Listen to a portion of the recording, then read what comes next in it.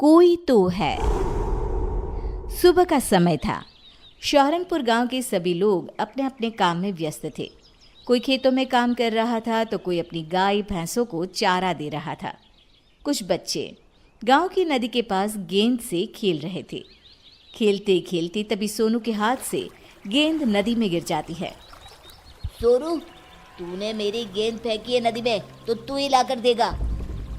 पर मैंने जानबूझकर तो नहीं फेंकी, तुम सबने देखा। मुझे कुछ नहीं पता, मुझे बस मेरी गेंद चाहिए। अरे छोड़ो ना, तुम दोनों एक गेंद के पीछे लड़ाई क्यों कर रहे हो? एक गेंद ही तो है ना, दूसरी खरीद लेंगे। वो गेंद मेरे मामा शहर से मेरे लिए लाए थे, जो इसने अभी अभी नदी में फेंक दी। तू बड़ी इसकी तरफदारी कर रहा है, तू ही क्यों नहीं ला देता मेरी गेंद? हाँ ठीक है, मैं ही लाऊंगा तेरी गेंद। पिंटू तरुण की गेंद लाने के लिए नदी में जाता है। सोनू उसे जाने से बहुत मना करता है क्योंकि गेंद पानी के बहाव से बहुत दूर जा चुकी थी, पर वो सोनू की एक नहीं सुनता और नदी में चला जाता है। नदी में जाते ही उसका पैर फिसल जाता है और वो जोर जोर से चिल्लाने लगता है, बचाओ बचाओ, कोई मुझे, मैं डूब रहा हूँ। तुम्हारी वजह से देखो क्या हो गया, पिंटू डूब रहा है। पिंटू, तुम चिंता ना करो, मैं अभी किसी को मदद के लिए लाता हूँ। सोनू गांव से किसी को बुलाकर लाता, उससे पहले पिंटू खुद ही पानी से बाहर आ जाता है। तभी सोनू पिंटू की माँ को अपने साथ लेकर आता है। मेरे बच्चे, तू नदी में क्यों गया था? अगर तुझे कुछ हो जाता तो मेरा क्या होता? पर तू बाहर कैसे आया? मुझे ऐसा लगा जैसे किसी ने मुझे पकड़कर नदी से बाहर निकाला है, पर जब मैंने अपने पीछे मुड़कर देखा तो वहां कोई नहीं था। पर माँ, सच में कोई तो था। अरे किसी ने भी बचाया हो, मेरा बच्चा बच गया, बस मुझे और क्या चाहिए। चल अब घर चलते हैं। बात को टालते हुए रामती और बाकी बच्चे वहां से अपने अपने घर चले जाते हैं। अगले दिन सुबह सुबह कल्लू अपनी पत्नी को खूब मार रहा होता है क्योंकि एक तो उसने नशा किया हुआ था, ऊपर से आज रेखा से सब्जी में थोड़ा नमक तेज हो गया था। इतना घटिया खाना कौन बनाता है? आज से तू इस घर में नहीं रहेगी, निकल जा यहाँ से। मुझे माफ कर दीजिए, आगे से मैं ध्यान से खाना बनाऊंगी, बस मुझे घर से ना निकालिए। अरे क्यों मार रहा है बेचारे को? ऐसा उसने क्या कर दिया जो उसे मारे ही जा रहा है? इसको बिल्कुल भी खाना बनाने नहीं आता, कभी मिर्ची तेज कर देगी तो कभी नमक। इसका मतलब तू उसे मारेगा? अरे कभी कभी तो हमसे भी खाना अच्छा नहीं बनता, हमारे पति तो हमें बिल्कुल नहीं मारते। पर मैं आज इसे नहीं छोड़ूंगा, ये तभी सुधरेगी। कल्लू अपनी पत्नी पर जैसे ही हाथ उठाने वाला होता है, कल्लू के सर पर पीछे से कोई थप्पड़ मारता है। कल्लू पीछे मुड़कर देखता है तो पीछे कोई नहीं होता। वो फिर अपनी पत्नी पर हाथ उठाता है, अब के उसे पीछे से कोई तेज धक्का देकर नीचे गिरा देता है। कौन है जो मुझे मार रहा है? पास में पड़ा डंडा अचानक हवा में उड़ते हुए आता है और कल्लू को जोर जोर से मारने लगता है। पूरा गांव ये दृश्य आंखें फाड़ फाड़ कर देख रहा होता है। अरे अरे अरे, कौन है जो मुझे इतना मारे जा रहा है? दिखाई क्यों नहीं देता तू? मैं अब कभी अपनी पत्नी को नहीं मारूंगा, जैसा बनाएगी वैसा ही खा लूंगा चुपचाप। अब मुझे छोड़ दो।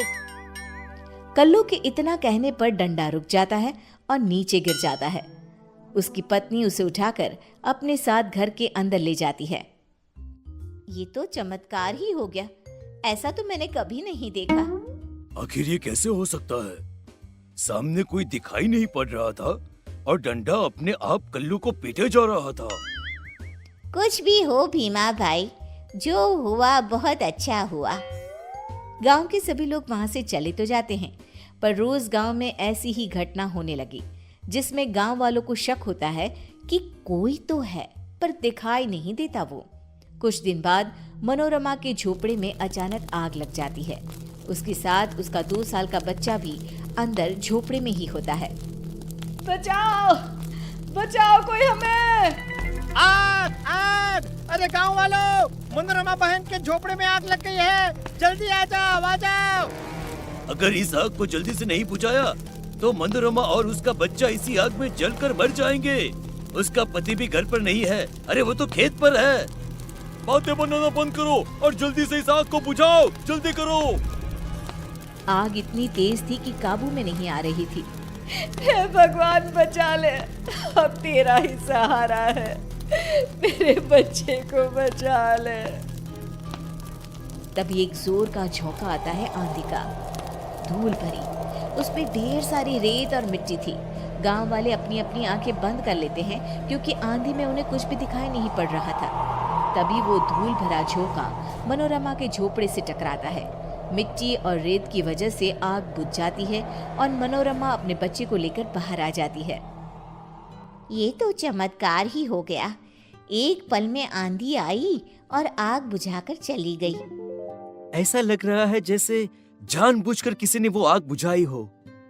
कोई तो था जिसने मेरी और मेरे बच्चे की जान बचाई, पर वो दिखाई नहीं दिया। ये हमारे गांव में क्या हो रहा है? कोई तो है पर वो हमें दिखाई क्यों नहीं देता? काकी ने बिल्कुल सही कहा।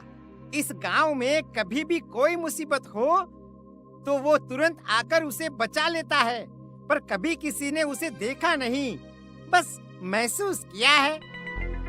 अरे मैं तो कहता हूँ क्यों न हम सब मंदिर के पंडित के पास चले। हाँ हाँ, ये सही रहेगा। वो पंडित जी बहुत पहुँचे हुए पंडित हैं, वो जरूर बताएंगे इसके बारे में। फिर सभी गांव वाले मिलकर मंदिर जाते हैं पंडित से मिलने। अरे भाई क्या हुआ? आज पूरा गांव मंदिर में कैसे? जरूर कोई बात है। आपने बिल्कुल सही कहा, हम सब आपसे उसके बारे में ही पूछने आए हैं, जो गांव में है तो सही पर दिखाई नहीं देता। पर हम सबको पूरा विश्वास है कोई तो है जो सबकी इतनी मदद करता है। तभी मंदिर की जोर से घंटी बजती है। सभी गांव वाले घंटी की तरफ देखते हैं पर वहां कोई नहीं होता। जो मैं देख सकता हूँ वो आप सब नहीं देख पा रहे। वो घंटी किसने बजाई ये सोच रहे हैं ना? हाँ पंडित जी, फिर वही कोई दिखाई क्यों नहीं देता? आपको तो सब दिखाई दे रहा है, तो बताइए ना कौन है वो? कौन है? वो भूत है, उसी ने घंटी बजाई है और वो बिल्कुल मेरे सामने खड़ा है। भूत का नाम सुनते ही सभी हैरान रह जाते हैं। पंडित अपने लोटे से जल लेकर भूत के ऊपर डालता है। तभी वो भूत सभी को दिखाई देने लगता है। सभी उस भूत को देखकर डरने लगते हैं।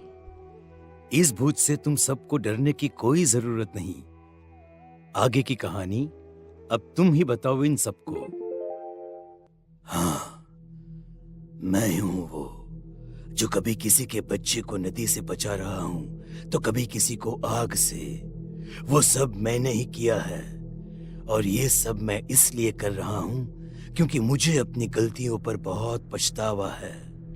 मैं वही चोर हूं जो अक्सर गांव में चोरी किया करता था। मैंने बहुत से घरों को लूटा था।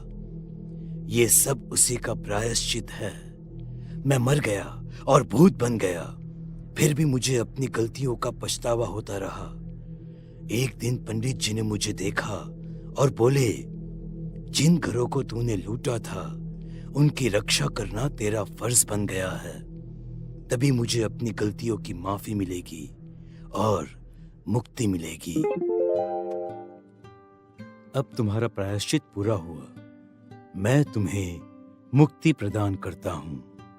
उसके बाद भूत उस गांव से हमेशा के लिए गायब हो गया।